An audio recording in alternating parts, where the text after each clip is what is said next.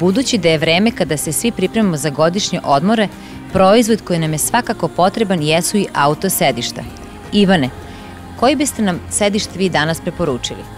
Preporučio bih vam sedište italijanskog proizvođača CAM, Regolo Isofix. To je novi model namenjen za uzrasnu grupu od 9 do 36 kg. Koje su prednosti ovog sedišta? Prednosti ovog sedišta su što omogućava jedan oboreni položaj naslona za leđa, što je roditeljima jako bitno jer deca u toku puta često spavaju. Također podešavanje naslona za glavu po visini prati rast deteta i Isofix sistem kačenja sedišta u automobilu. Šta je Isofix?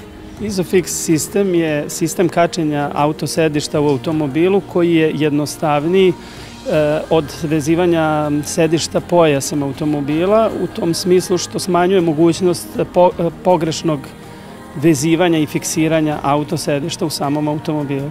Isofix sistem kači se sa 3 tačke vezivanja, 2 su šipke i jedno je takozvano sidro, pojas koji se kači preko naslona sedišta automobila. Dragi roditelji, kada birate auto sedište za vaše dete, neka vam bezbednost bude na prvom mestu.